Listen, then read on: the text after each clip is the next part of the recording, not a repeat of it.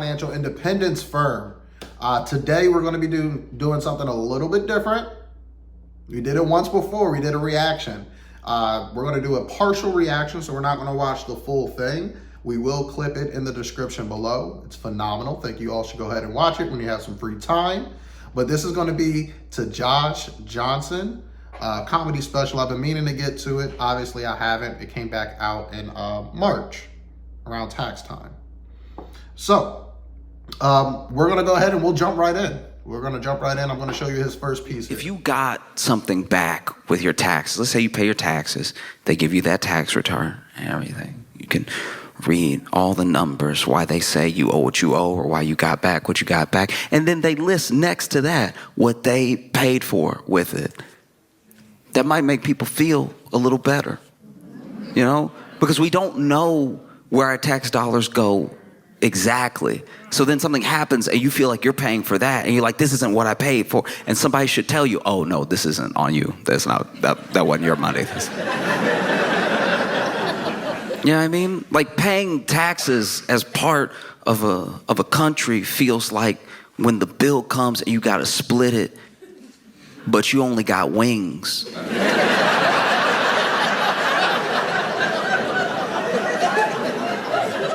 Like, hey, I got 6 wings.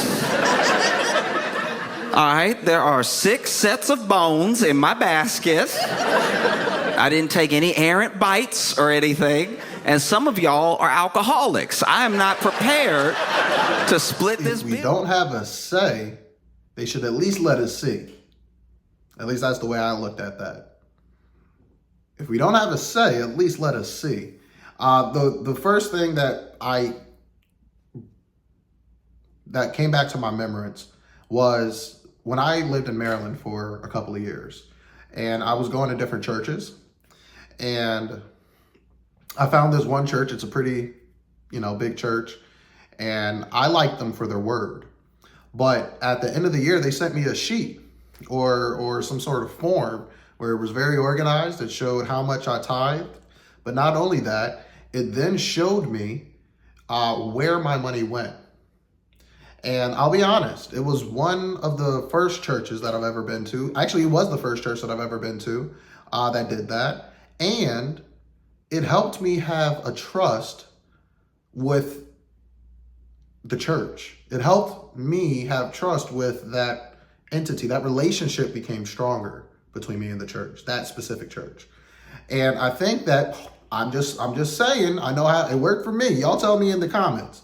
Would you guys feel better? Would we all feel better if we knew, if they showed us exactly where our stuff was? Because, I get mad when I see taxes. For those of you who don't know, y'all know I talk about the big, beautiful bill. And for those of you who, this is the first time, we've spoken about the big, beautiful bill. I get so angry when I look at the $960 billion that they're taking away and for retirement and healthcare. I mean, come on now. This is what we pay our taxes for. But I digress. Check out this next piece. He's having some money troubles right about now. I mean, from all different ways, people are getting squeezed in lots of different directions, Like we already know, tariffs are almost old news now. But the fallout isn't. The fallout is fresh. The Dow has only dropped by 1,000 points 11 times in history. And 4 of them were in like the last 2 months. Like this is very bad. If this were a roller coaster, this would be the part of the ride where your neck breaks. Like it's just... Engineers don't build this way. This is not safe. All right, so for this section, you see we had to get up. We're going to use the whiteboard. He's starting to talk finance. So the first thing that he brought up was the Dow dropped 4 times within the last 2 months. All right. So that's the Dow dropping. All right, Dow dropping 4 times. Let's get a different mark. 4 times last 2 months. That is false, okay? That did not happen. Now, what I will tell you is that there has been a lot of uncertainty in the markets, okay? Those of you who know me from my past know that I was in the markets heavy. Now, I am not a financial advisor. This is not financial advice. I do want to tell you guys, though, reasons I got out market, okay? So just a few reasons, okay? There's 6 reasons why I'm out the market, 6 personal reasons. All right? So let's name them. Again, I'm so glad you guys asked. All right, so why am I out the market? Let's bring this out here. So number 1, we have Warren Buffett. Big WB coming through. Warren Buffett.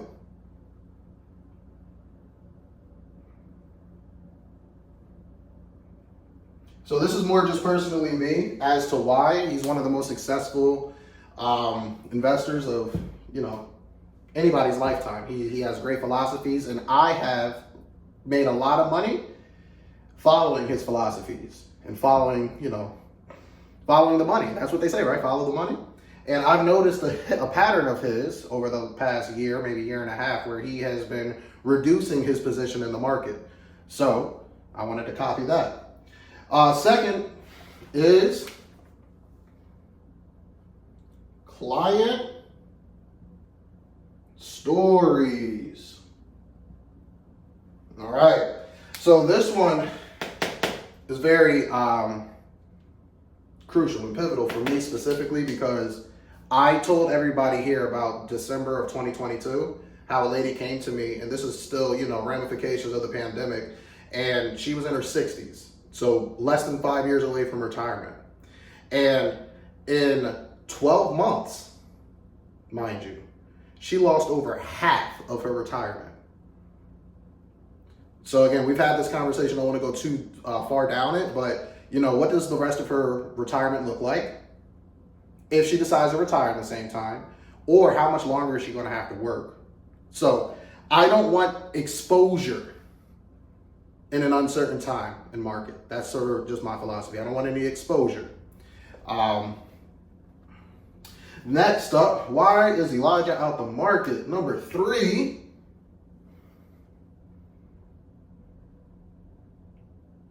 my experience. All right.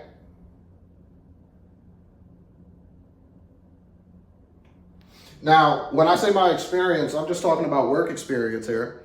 So I actually did a rough estimation, but it's easily over 100,000 people that I've spoken to over the last 10 years across this great nation, okay, over 46 states. And during that time, I've noticed, especially now and more recently, that there is this collective consciousness of just uncertainty, all right, just uncertainty and people worried. There's a sense of worry about our economy and our nation, right? So me noticing that. Next up, comedy specials. I mean, literally. We have a comedian, Josh Johnson, here doing an entire stand-up centered around taxes and the economy. All right, so we have everybody in the world talking about it. We got comedians talking about it. We have stories that I've already seen. And I'm following the big money Buffett, okay? And then here, it's actually only 5 points. I'm human. All right, and last but not least, I call this the Robin Hood revelation. So this one is more speculation, 100% speculation. This is just personal belief, okay? So don't run with this. But what I see in Robinhood and the market specifically reminds me a lot of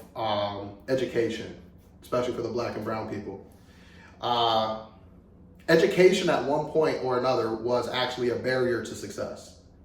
Okay, I think we all can agree to that. You had to have higher education to get certain jobs.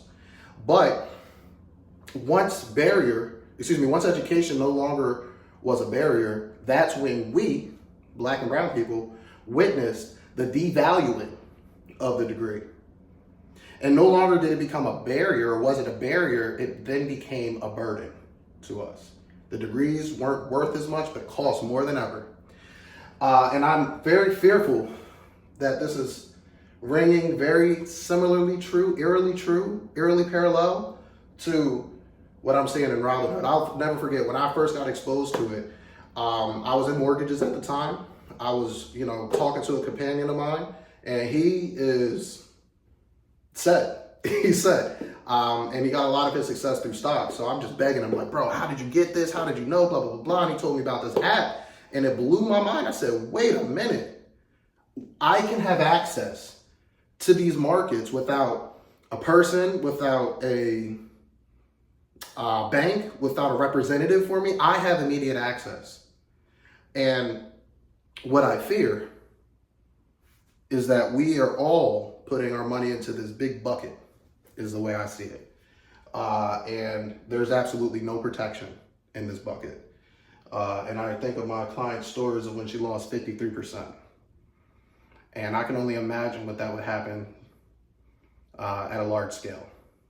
There's no protection for the majority of people because the products that are placed on us are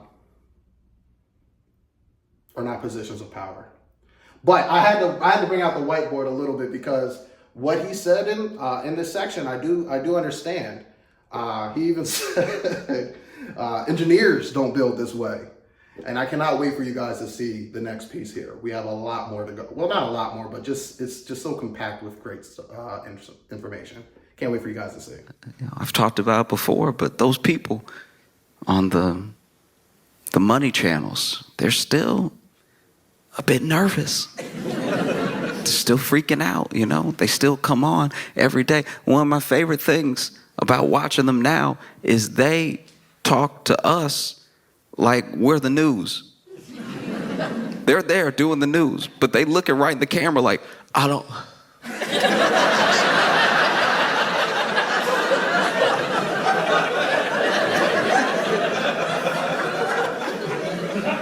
What y'all think? I hope you can see now why I have the philosophy that I have. But just like Kendrick Perkins got other people saying it, I guess I'm gonna join that wave. Carry the hell on. Ooh, it's hard to get these. The framing of it, I think, is why people have such a problem. Like if you just sent back the tax return and then listed the stuff. Yeah, I mean, we might be like, oh, I didn't know that I kept the bridge open. That's good. That's pretty good. I use that bridge every day. I'm glad it's not in shambles. That's fantastic news. You have to pay your taxes not just because the government is telling you to. It's not the government being some big bad meanie or something. It's you live here. And you use the road, so maybe chip in so that it doesn't fall all the way apart, And like that's not to say, really quick, that's not to say that I just pay my taxes blindly and love it and never question where it's going, because it is your money as well, so you deserve to have some say in where it goes. That's why we elect people to Congress. It's why we pick the officials that we pick, even on a local level, because we're like, you work for me. You are my employee, and here are the things that I want to see. These are things that I don't want to see. Okay, now for this next section, I had to get up because I want to expound a little bit. But what Josh said in this section was powerful, because this is how things are supposed to get done. By electing the officials and by going through the proper channels, which is phenomenal. But I want to talk about the piece where he says that even though we pay taxes, I'm not out here just paying them free and willy-nilly. Now, I've shared this story with a bunch of you guys, so we're going to read Everybody get this book. What would the Rockefellers do? I've mentioned this multiple times. This study starts on page 97. Okay, we're going to read. And since, some people aren't audio, they're not audio learners, we're going to get some visuals here for y'all. Okay, we're going to bring this study to life because I don't think a lot of people understand the power of this. Let's look at an analysis over a period of 30 years. To make it easy, let's say you have no assets, no 401k, and no money set aside. All right? So what do we have? We have 0 assets. Day one.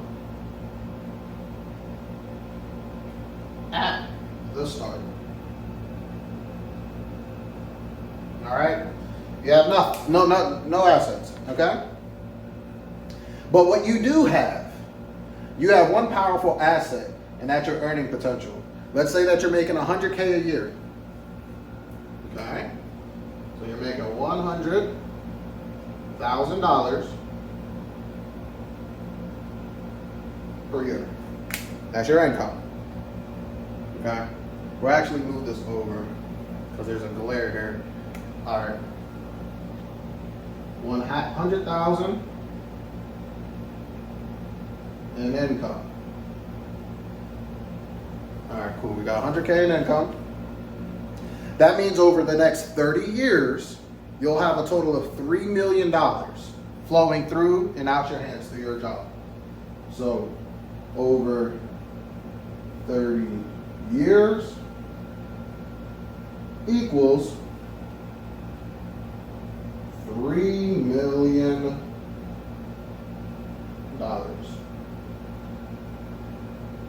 Okay. Quick question for the chat, or for anybody. How much do you guys think he's going to keep of that by retirement? Just go ahead and put your comments in there. Okay, so that's already a pretty good sum of money, but this is assuming that you have no increase in your income from your job, right? You didn't get a raise. This is also assuming that you have no earnings on investment, nothing but this 100K a year. So let's assume you have the ability to increase your earnings by a total of 5% a year. Okay? 5%.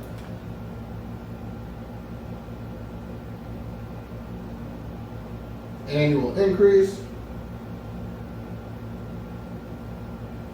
This $3 million, just from a 5% increase in your savings each year, will now go to $6.6 million. Okay, so not too bad. This is why so many people focus on either rate of return or growth of this. They focus on the increase. How can they get more? Okay, that's what this philosophy is showing. There's one more assumption at work here. You're basically keeping your money under a mattress.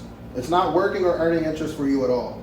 So let's assume that you've earned some cash flow principles and that you make a better return on your money than keeping it under a mattress or a savings account or a CD or money market account. Let's assume that you're earning 5% interest on your money. So now you have this 5% on your income, and now you're going to earn an additional 5%. Okay? After 5% annual return, you're now looking at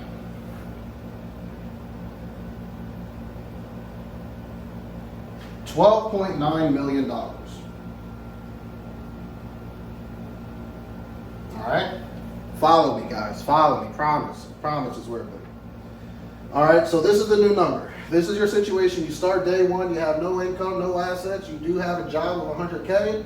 You're getting a 5% increase each year. And then that money that you're earning is also getting 5%. And that gets you to $12.9 million over 30 years.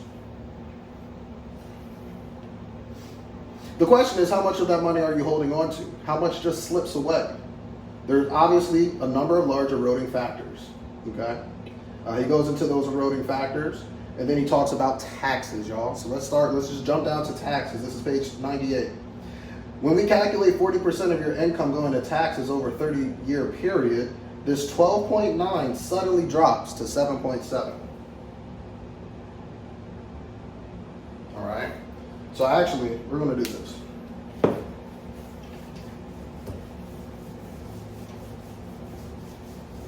Okay?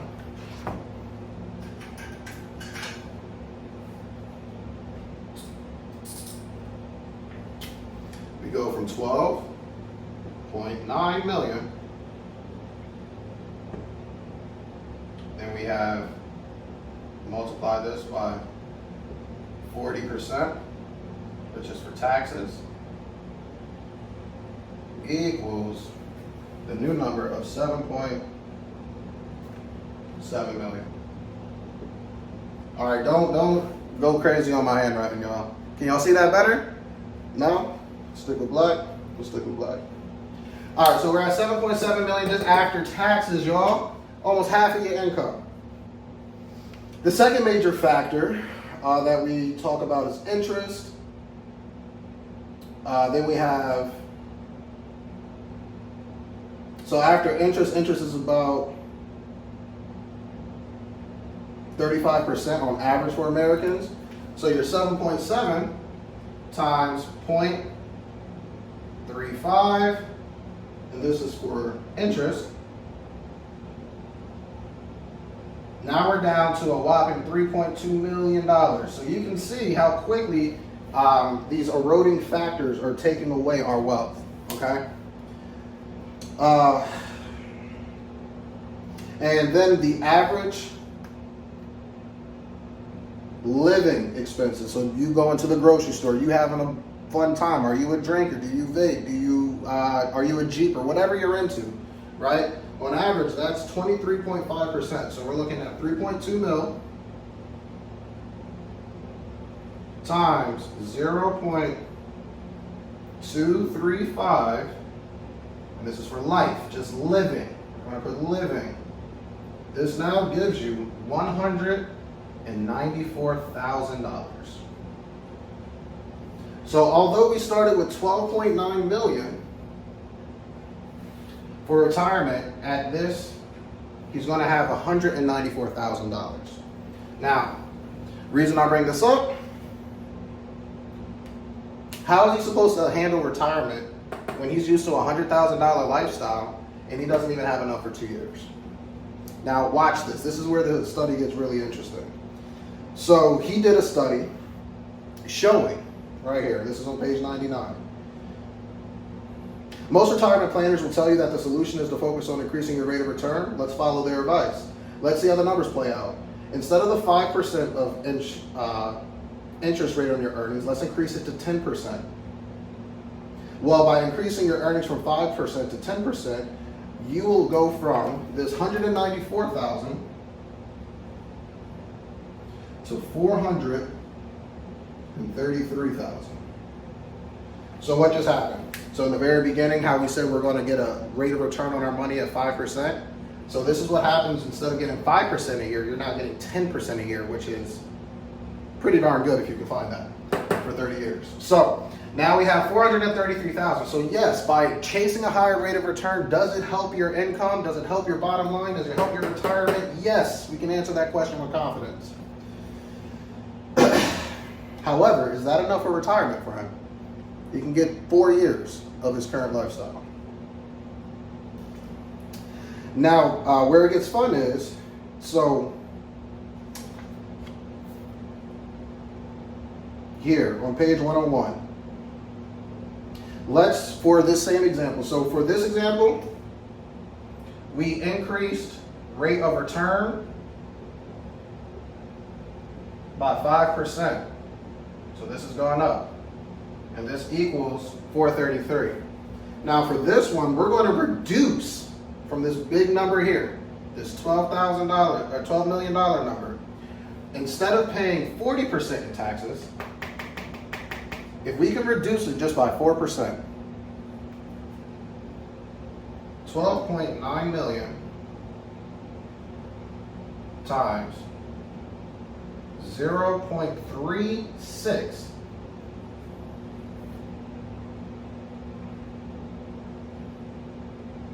And then you also include these as well. Same factors. All right. Also, you're going to multiply 0.35, also times 0.235. What do you guys think we get? So just for a point of emphasis, we started with the same scenario giving us 194,000. We're increasing the rate of return here. We get 433. No increase of rate of return, okay? No increase in the rate of return, but actually we decrease your tax obligations over the 30 years. What you'll see is after 30 years, your savings now jumps up to $713,120. So chasing higher rates of return gets you just a little bit over double, but you can see this is almost 4x.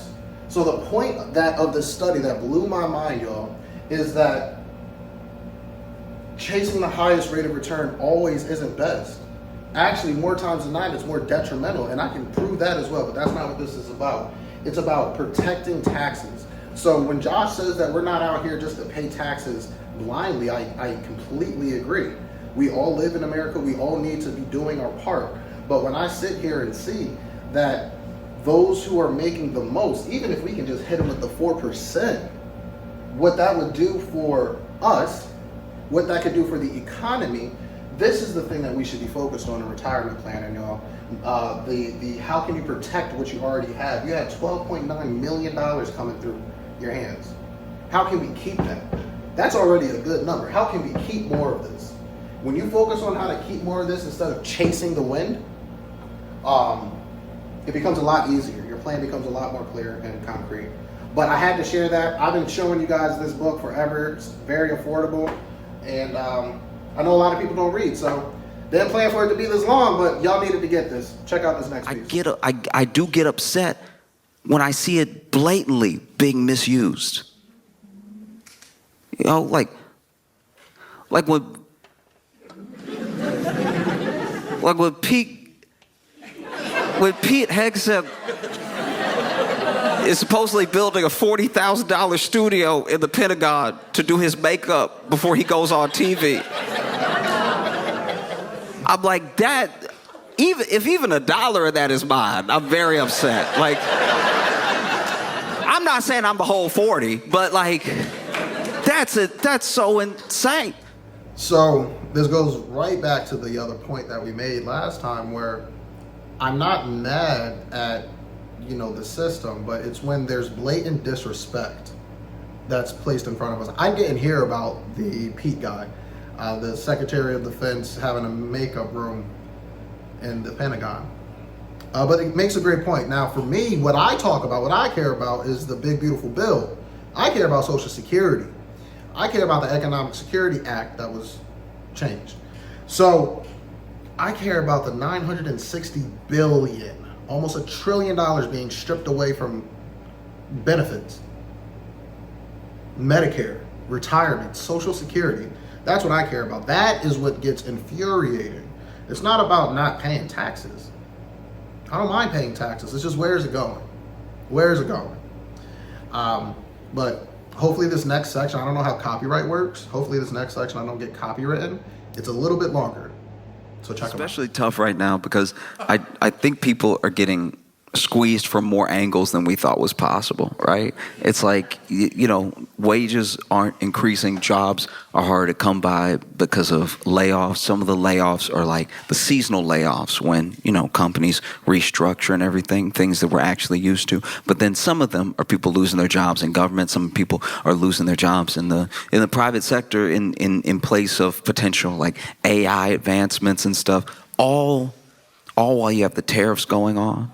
And I truly believe that some of it is preventable. Obviously, there's going to be ebbs and flows with every economy. There's going to be ebbs and flows with every country throughout its history of how rich it is or how markets fluctuate. Some of these are unforced errors, and some of these are things that just happen, but it's all happening at one time, And I think very basically, I wish everyone could agree on it, but we're not there yet, that just by being human, just by virtue of being alive, you deserve access to basic necessities, the most basic of things, right?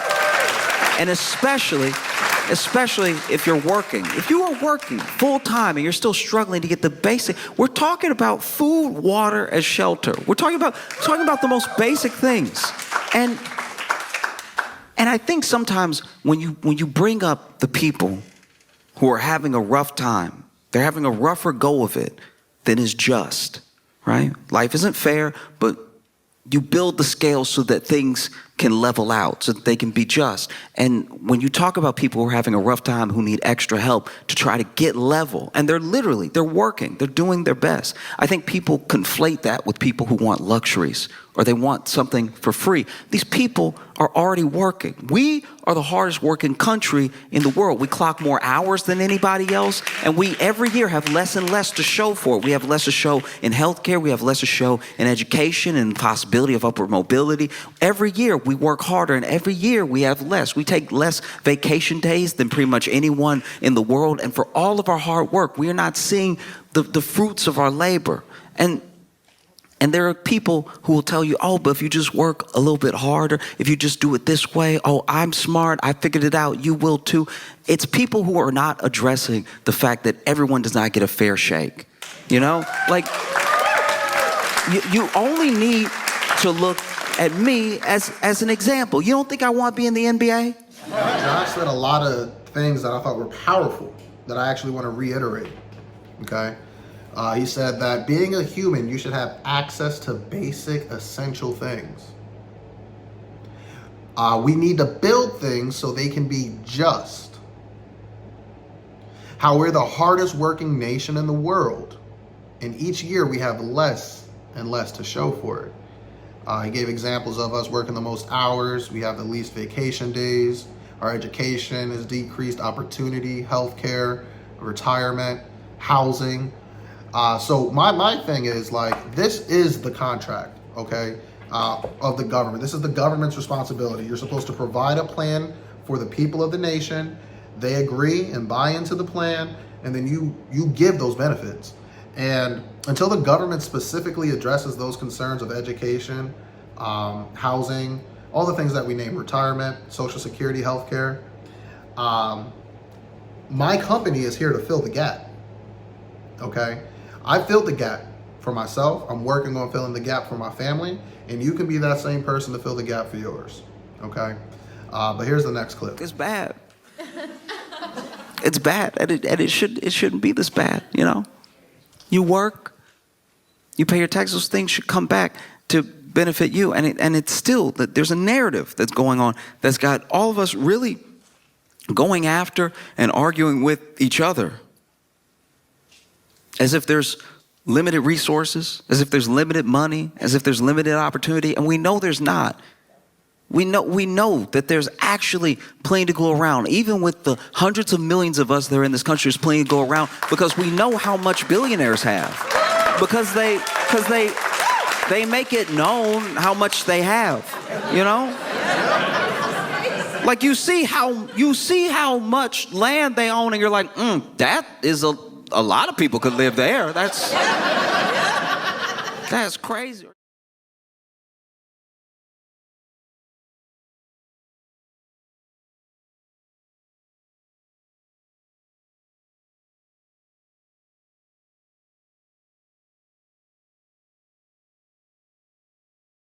So I shared those videos with you guys because I remember so vividly that I saw a post showing the Magnificent Seven. If you guys haven't heard of it, go look it up. It's the 7 biggest companies in America.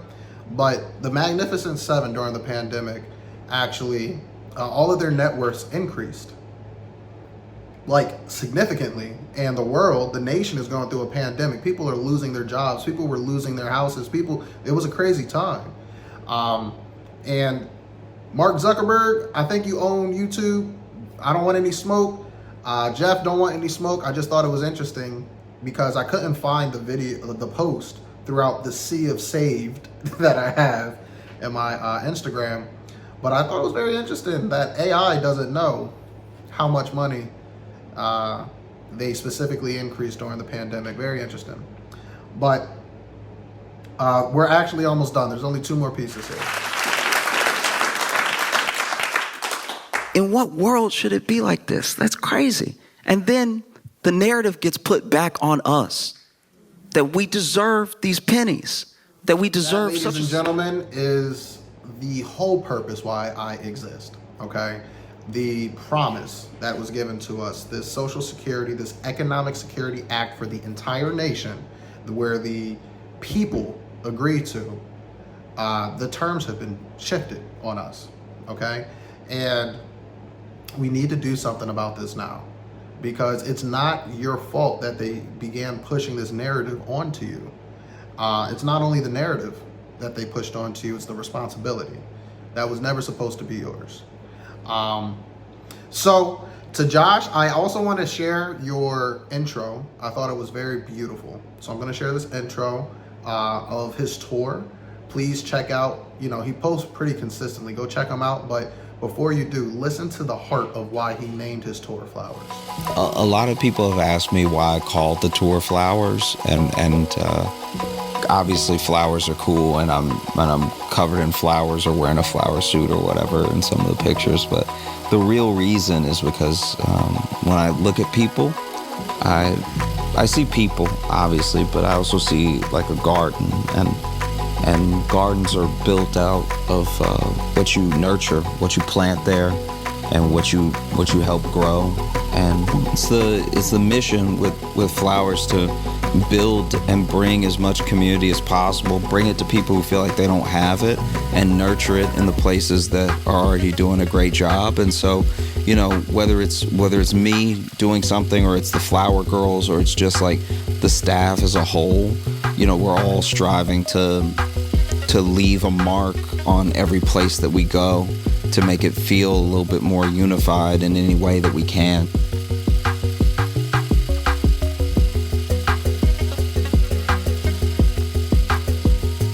I mean, this tour is special to me, and it's the first time I'm able to really do what I want to do and move how I want to move, as far as all the parts that go into it. I can't wait to see you there.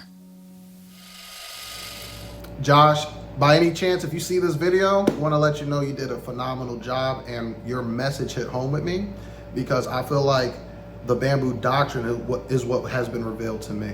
So when you were speaking, I decided to look up bamboo flowering, and I actually come to find out bamboos flower once every couple of decades to once every couple of centuries. Okay, and what's mysterious about the bamboo flowering is that when the bamboo flowers usually in one area, it happens simultaneously throughout the world. And then when that flower dies, it leaves seeds. So Josh, what I think you did, I think you are that flower. I think you are touching into a new consciousness. And I'm hoping that I can also be blooming around that same time. Plant these seeds and help people grow. Now, if you felt the burden of what Josh and I have talked about for almost an hour, can't believe the video's this long, then welcome home. Come home to the independence. Come home. Just start taking in the knowledge and let it sit with you. I'm not here to sell you anything. If this is something that you feel aligns with you, you can find me in my Calendly. We can set something up and we can talk. But I just wanted everybody to know that I believe Josh is, his spirit is in alignment with the message. And I had to share this all with you guys. So thank you. And if you are ready to take that next step, welcome to the independence.